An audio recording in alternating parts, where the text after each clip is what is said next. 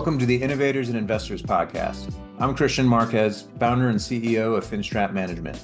At Finstrat, we provide CFO-led accounting, finance, and reporting services to assist clients monetize their business. Stick around to the end of the podcast and I'll share how you can be our next guest. Now on to the show.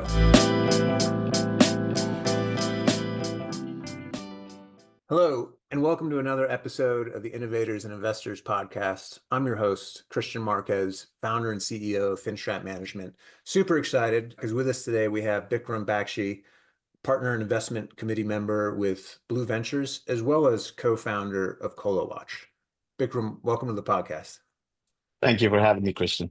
So why don't we kick things off? Would love to hear Blue Ventures' investment thesis as well as a bit about ColoWatch. Of course, thank you. Blue Ventures is a mid-Atlantic based, more like a DC metro area based early stage investment firm. We are a set of self-selected partners who have been operators or former entrepreneurs ourselves with exits. So pretty hands-on bunch of people who came together and refused to not do anything after they had finished with their ventures. And what's resulted is about 12 years of a series of investments that we've made. In fact, at last count, I think we're at about 63 or so active investments and about 15 or 20 exited over the last 12 years, about 170 million, a little over 170 million in assets under management. And so you can imagine it's a pretty expansive portfolio that's spread across a number of years. Our focus has been B2B SaaS in general over the last decade, but what we've learned and what we've learned to focus on, which is something we'll talk about a little bit more in the podcast, is on our core strengths and successes, which have been in the cybersecurity space. I'm also focused on the health tech space, given in my background. Yeah, so that's what Blue Ventures is. And regarding ColoWatch, the second part of your question, so going back to my health tech experience, ColoWatch is a new venture that I have launched with my partners. It's a technology-driven, radiology-based screening test for colon and rectal cancer, something that I'm very excited about, both the mission and the possibility. Fantastic. So let's then dive into your background experience in health tech and how that led you to Blue Ventures, please. Sure. To be fair, I'm not a clinician by training. I'm a computer science guy who was right time, right place in the early 90s and rode the internet wave. Went through a couple of startups, actually cybersecurity being one of them in the early days, but then fell into the health tech domain in 2005, right after business school. And it so happened that being in the DC metro area, we are surrounded by some of the largest entities when it comes to healthcare, specific to the government, Centers for Medicaid Services, the FDA, the Veterans Affairs Administration, NIH. These are all massive entities when it comes to not just US health, but global health, because they have big impact. So it just so happened in 2005, I fell into it when I joined a firm. I wasn't the founder, but I joined a firm, but eventually pivoted the firm as CEO into a health tech specialty business. And really grateful and proud to say that we had the chance to work on some of the most important programs of the time, healthcare.gov being one of them. If you remember back in 2013 or so, under the Affordable Care Act, there was the launch of the insurance website, and we led the construction portion of the construction and then the turnaround efforts that followed. So that was my foray into health tech. And then I sold the business to United Health Group Optum back in 2012, stayed with them for a while, ran international businesses for Optum out of London, which gave me a perspective on the global health system. And then eventually came out of it in 2017 and focused, much more full time on the investment side of things. And then ColoWatch is another thing that just came along, and given the mission and given the impact it can have, I'm pretty excited about restarting some of those things again. And so congrats on the exit, by the Thank way. you. I'm sure it's the holy grail of every founder. And unfortunately, it doesn't happen as often as many founders would like. And so I tip my hat to you. But with that, I have to imagine that being an operator absolutely has an impact on how you view potential investments. And so what today role do you play with Inside Blue when it comes to making investments? And then knowing that you have a background in running a business, how do you find that influences your decision making? Yeah, great question. In fact, all this is what led me to become part of the Blue Group. As I said, this is a self-selected group of individuals who have experience either running businesses or selling businesses or both. And when we get there, it is really with the intent of not just providing capital to innovators who are looking for it, but also active hands-on support, because that's what our DNA is, if you may. And that factors in a very big way in our investment decisions and how we interact with the founding teams post investment. For example, it is not uncommon for founders to pick up the phone and call us first, if you may, if they have a situation in their business which they need counsel on. Larger investors, later stage investors, obviously are key to our ecosystem, but the kind of support and the kind of real-time counsel that the founding teams can get from Blue partners is something that really helps us stand out. And I have heard this time and time again from not just my portfolio of companies where I'm actively on the board, but from other companies as well, that they really appreciate the hands-on support, the ability to roll up our sleeves, share our experience with the founding teams going forward. So within Blue, to answer the second part of your question, I am part of a couple of investment committees. We have a number of different funding vehicles depending on the stage of the companies. It could be a really early stage company which is looking for a couple $100,000 of funding to as part of their life cycle, or it could be larger rounds, $1 million plus. The two investment committees that I sit on are both on both ends of the spectrum, both from a larger $1 million plus investment standpoint, as well as quick hits of $100 to $200,000 seed investments, if you may. And so I'd love to unpack the founding teams, both those where you either take a pass or you decide to invest. So to start, what's the profile that you look for? And then where do you see any themes where founders just consistently miss and there's an opportunity for improvement? Great question. And really, that's the heart of the investment thesis, isn't it? We see on average, I'd say a couple hundred or so, even more, in fact, companies or business cases a year, which go through our internal filtering processes. And then when it comes to the investment committees, we look at them and from different angles, obviously, but ultimately there's a few areas which we really focus on. And I can take credit for the framework that we have developed at Blue called the 5 T's, but I will say that two of those T's to me are very important, being one being team, T for team, and the other being T for traction. To answer your question about the teams, in early stage investments, the only thing that you have to go by is what you hear from the innovators and the teams per se. You have an opportunity to listen to them, to see and understand their approach to solving the problem. What, if any, their previous experience has been in the early stage game, which is not always the case because they can come from all kinds of backgrounds. So you really have this small opportunity to make a judgment call on what that team is capable of.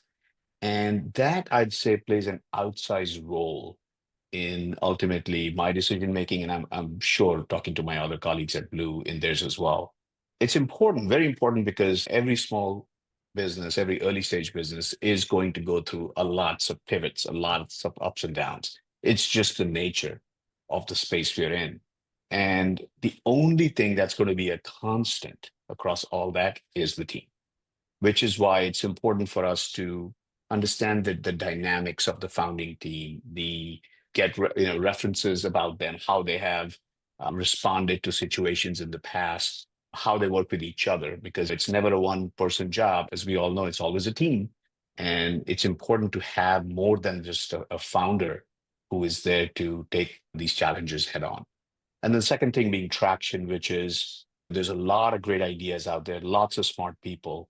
But at the end of the day, if you can't bring it to market in a way which customers are going to buy, pay real money for, because it's solving a problem for them, it won't matter. The team and the traction becomes, at least from my perspective, those two elements are probably fundamental to every investment decision that And I've made. do you see there's any, or what's your opinion on single versus multiple founders? Have you seen any trends or higher probability of success? It's it would be unfair to say I've seen any trends, but what I will say is that the boards that I sit on, if there are multiple founders, things tend to be a little less frantic. In that, when there's a moment of crisis or there is a situation which demands attention, having more than one founder as making the ultimate decision or going through the motions makes a huge impact on how the company processes that event and then comes out of it on the other end. One could argue that you can extrapolate that to say eventually those companies with more than one person who's there to solve these problems has a higher probability of success. I can't quite say that yet, but I will tell you things do tend to function Interesting. more smoothly. Yeah, in general. I'd be curious to know too, obviously, if you have multiple founders starting out, you have a less ownership in the company, presuming you're equal out of the gates. And obviously, with each subsequent round of equity financing, you'd get diluted more than if there was just a single founder. Does that taken into consideration as if whether or not you're going to look at a Series A or a B?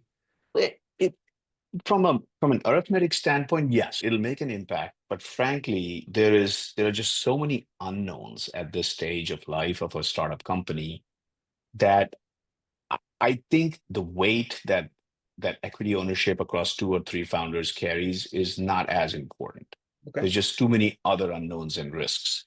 We'd much rather have more than one smart, driven person driving the ship as opposed to just a single point of failure. So there's inherent advantages to having more than one person. Although you're right, from an equity standpoint, it can impact things, but I don't think that has a massive impact in general. And then traction. So I hear you loud and clear, and it has been a reoccurring theme on the podcast of there's no substitute for someone giving you money for what it is that you're selling. But Right. we're curious to know if you're looking at a seed financing, how willing are you to substitute usage? Like if you see material usage numbers, but that hasn't yet transferred into top line, will you give that any consideration? Yeah, absolutely. There are certain industries and verticals where usage is much more important as an indicator of early success.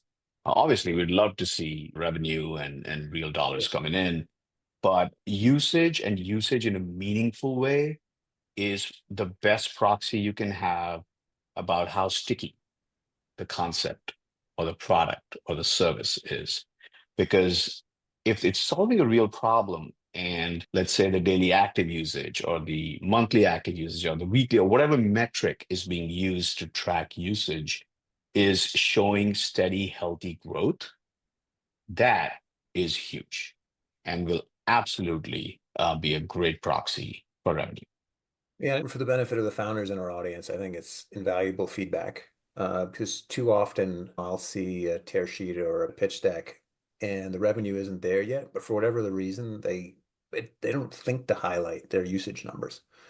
And yes, nothing substitutes reoccurring revenue or top line in general, and being able to hone in on uptake and adoption is extremely valuable. Would love to know what the other three T's are for these five Sure. T's. So we talked about team and traction. The other T's are the total addressable market, the TAM, the technology itself, what the offering is, and the terms. What are the terms of the deal or the transaction that we're looking at? So these five T's, which again I give full credit to one of my other colleagues at Blue to who's come up with this very nice simplified package of how to evaluate deals, is basically a great crystal ball, if you may, into a deal to say, hey, how very quickly ascertain if this deal falls in a sweet spot, if this is worth us putting in additional diligence, et cetera. Because like every other small business, we are a small business at the end of the day. And with finite amount of time and resources, we have to focus in on what we believe would be the highest potential opportunities. And for benefit our audience, we're Q4 2024 right now. It's post-election, coupled with a higher interest rate environment where we've seen less, the market's seen less exits. My sense is that is having an impact uh, in so much as limited partner expectations about returning capital. How has that influenced how you're looking at potential investments, and then if you can comment on Blue in general, that'd be great.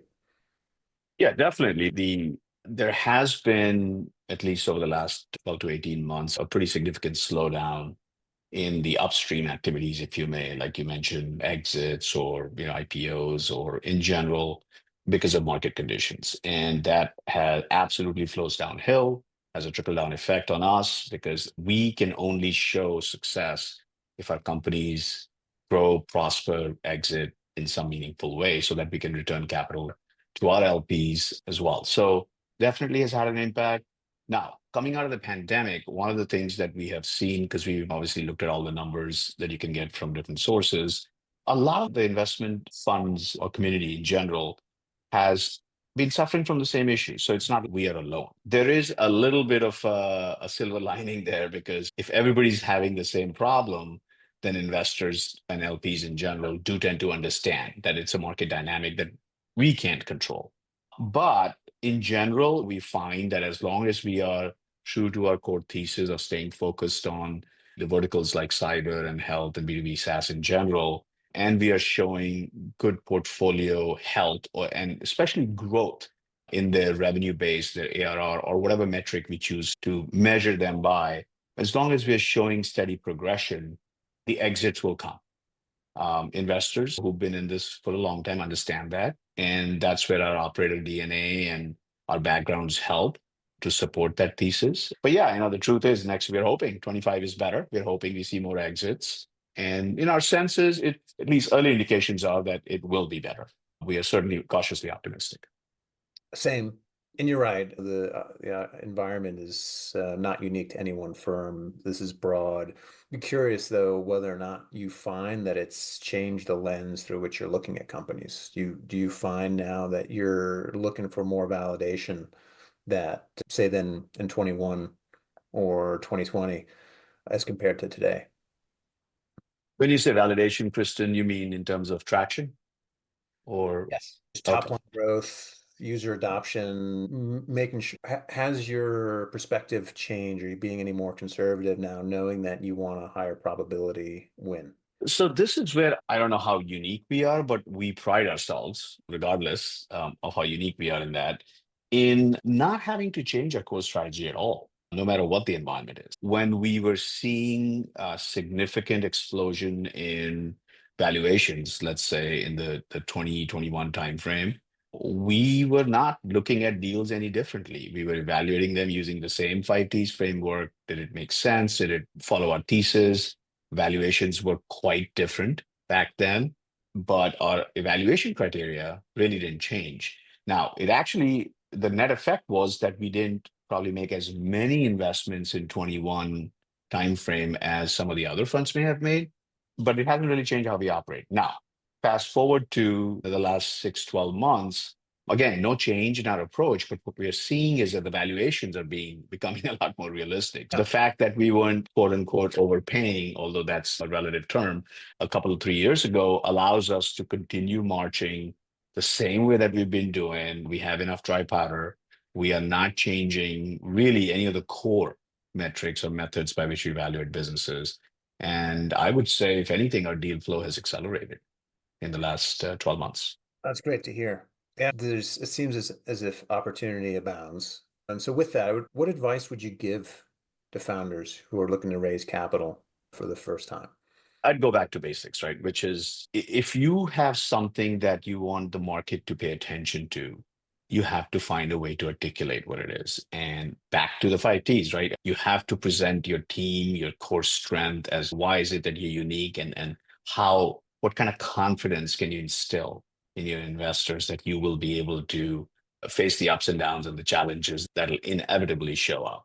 Is your go-to-market strategy sound? Like I said, that's a proxy for traction. And you can measure traction in various ways, which we talked about. So again, coming in with a very clear, crystal picture of here's how you bring your product, solution, service, whatever it is to market. Here's why it's a good fit. Here's why it's sticky. Here's why customers want to pay for it. Those are some of the fundamental things that don't change. And be realistic about valuations. That's the market we're in. That'll also change as time goes on. But at the end of the day, if you have the fundamentals right, you will be fine. Great. ColoWatch. Would love to know if this was an idea that was brewing for a really long time. Any recent industry changes that inspired you to co-found the company? Great question, and actually probably a good case study for a lot of the innovators out there. So the idea itself is actually not new. I should say the concept itself is not new. What is the problem it's trying to solve? The problem it's trying to solve is how can we come up with a cost-effective, but still a very clinically effective way of screening and early detection of colon and rectal cancer. Why is it important now? It's important now because what the trends are showing is that more young people are actually testing positive for colon cancer, which is very concerning. Nobody really knows why. My co-founders are all clinicians who have decades of experience in this space, so I'm certainly not the best equipped to get into the details. But what I'm told by the people who are really expert at this is that nobody really knows why that incidence is going up so much, but the fact is it is. It is now the second most deadly cancer that affects men in the United States. The numbers are crazy, and it's rapidly rising. The US Preventative Services Task Force, which is a White House level task force, usually has recommended in the past that anybody 55 or older go get checked. In the last few years, they have brought down that age to 45, Hmm. to 50 and now 45. Our recommendation is that it should be even lower because we are seeing incidence of colon cancer in people in their 30s, which is very concerning. And it is precisely that demographic which is not thinking about it or worrying about it. But the positive in all this is that colon cancer is highly treatable if caught early. So ColoWatch, the concept is the state of the art is you can use colonoscopy, which is a highly invasive catheter-based approach to basically look at your colon real time and see if there's any cancer or polyps. What's the downside? A, it's very expensive. It's the national average is between $2,000 and $3,000. B, it requires a high level of invasiveness. There's a anesthesiologist, which gives you general anesthesia, so you are totally out during the procedure. There's a GI specialist who's literally sneaking the catheter up your colon. And it is something that you got to prep a lot for, and then you lose pretty much the whole day after because you're groggy, you can't drive, you got to go home, you got to rest. So highly invasive, very expensive. And the other extreme are stool-based tests, which are like Cologuard, for example, where you can send a stool sample and they will check. The problem with that is that even though it is about the same cost as ColoWatch, it is not as effective. Only there's a very small percentage of positive Cologuard tests that ultimately test positive for colon cancer. So the question becomes, is there a better technology? And absolutely there is. So my co-founders who've been working for a couple of decades on this have come up with a radiology-based approach where you can take a person through a CT scanner, 100,000 of them across the country. 15 minutes, the CT scanner scans your body, takes different image slices of your colon, pieces them together in a 3D fly-through, literally like you are flying through your colon, and you are able to, the radiologist who's reading your study is able to then tag, pinpoint polyps, precancers, and is a highly effective, completely non-invasive way of testing for colon cancer. The patient gets up off the CT scanner machine, eats their breakfast, and goes off to work. No effect and no impact on them. And the price is a third of what colonoscopy does. The technology has been there for a while. Market forces have prevented it from becoming a popular screening test, but that has changed. There's a shortage of GI specialists across the country. They're focused on more higher end cases where they're getting higher reimbursements. And frankly, the incidence of colon cancer is rising. So it's created this perfect opportunity, which gives us a go-to-market opportunity to come up with, to basically push hard on this screening technology that can be available not just nationwide, but globally, because CT scanners are omnipresent. And then our network of highly qualified radiologists are able to read these studies from anywhere. And Hmm. so it's a very technology-driven, radiology-based, non-invasive, and highly accurate way of checking for colon cancer, which will save the healthcare system billions of dollars a year and numerous lives. And so that's fantastic. Sign me up. So, By the way, to believe it, I did it myself. So just to make sure I drink my own Kool-Aid, and it was amazing. um, That's fantastic. Having been down that road myself, which I won't go into detail, but what you're describing sounds brilliant. Yeah. For the members of our audience who are not dialed into the healthcare industry per se, Bikram, earlier you referenced the Affordable Care Act, arguably kicked off a trend from fee for service to pay for performance and a higher emphasis on outcomes. That's been underway now since the beginning of last decade. But as I mentioned, it's post-election. Would love to get your perspective on how you think Trump administration impacts the healthcare industry. Oh, that's a big question. So I don't know how the administration will impact a lot of these things, but I think it's safe to say that common sense solution, reimbursement tied to real outcomes, value-based healthcare reimbursement, the buzzwords you hear about, they make sense. There's been programs that have been launched, like you said, for over a decade. They're in various stages of maturity. CMS, Medicare is usually a pioneer in what they call these demonstration programs. And those are then done at the local level, state level. States can request waivers by which they can try these different programs. So this has been underway for a while, and it's good common sense approaches like this, which will exist and thrive, frankly, under any administration. So I don't know if there's going to be a significant change on that front. If anything, given what I know about the mindset of the people who are in the leadership from this administration standpoint, they will probably accelerate a lot of these trends. And anything that shows high value, reduction in the cost of care with the same level of outcomes will get noticed. So the whole triple aim, which you may have heard of in healthcare, which is the holy grail, cost, quality, and experience, customer experience, finding that perfect balance in that triangle is the key. Yep. And if you can bring to market different therapies, tests, drugs, or whatever they are, which are going to cost less, improve customer experience, and have similar or better efficacy, you can count on the fact that they will be noticed. Yeah, agreed. And it'd be interesting. For a long time, there's been talk of further privatization of at least the Medicare Advantage market and moving from fee for service. Obviously, it's not the entire demographic that ColoWatch seeks to address because it's generally seniors. But if that trend, if the Trump administration makes good privatization and taking more healthcare out of the hands of the government and into private insurers, I would hazard a guess and be very bullish for companies like ColoWatch because we can count on these underwriters wanting to lower their costs and get in front Well, of. yeah, 100%. The whole idea behind these proactive, what they call population health management programs, where you are going after chronic disease management early so that they don't become something worse and result in inpatient admissions, which is where the real cost comes in to the system. ColoWatch is a perfect example of preventative screening. You catch it early, you can treat it early and save the system, save not just lives, but the system a lot of money. And one other plug I'm going to make before I quiet on ColoWatch. The nice thing, and even though we don't advertise it because that's not the main focus, but the additional benefit of having a radiology-based colon cancer screening is that there are extra colonic cancers that you will find.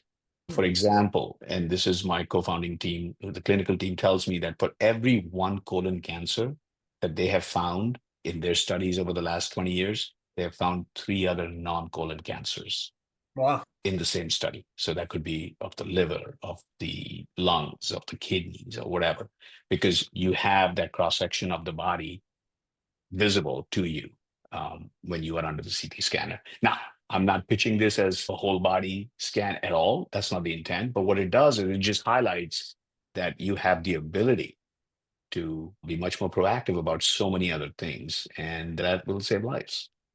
Yeah, again, for people I don't think would normally think about it, just the breadth of diagnostic tools that are coming on the market are absolutely brilliant. And I commend you and your co-founders in bringing products to market that are going to benefit people's lives. Because absolutely, heaven forbid, knock on wood, you find yourself in this situation, finding it as stage one versus later on is Right. meaningful. Very Yes, meaningful. this has been an awesome podcast. Really appreciate your time. If there's anyone who wants to be able to reach out to you, whether it's someone who wants to join the ColoWatch team, potential co-investor, or a limited partner, how can they get a hold of you? I'm on LinkedIn. Please feel free to connect, reach out, use the podcast as in your message if it'll give me a little bit of context that, hey, you've already had a chance to at least listen to me and listen to my pitch. Please feel free to drop me an email to bbakshi@blueventures.com and we'll take it from there. Good stuff. Bikram, thank you so much. Thank you for making another episode of the Innovators and Investors podcast, what I think was really informative and ultimately a great success. Thank you. Thank you for having me, Kristian. My pleasure. And with that, it's a wrap, folks. I hope you enjoy the episode as much as I did. Take care.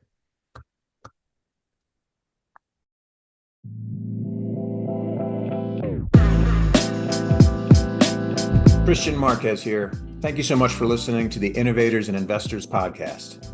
If you are a successful founder or an investor who would like to be on the podcast, please visit podcast.finstratmgmt.com/podcast-guest. If you've got something out of this interview, please share this episode on social media. If you know someone that would be a great guest, please tag them on social media to let them know about the show and include the hashtag Innovators and Investors. I'd love to see your posts and suggestions. We're regularly putting out new episodes and content. To make sure you catch each new episode, please subscribe to the Innovators and Investors podcast.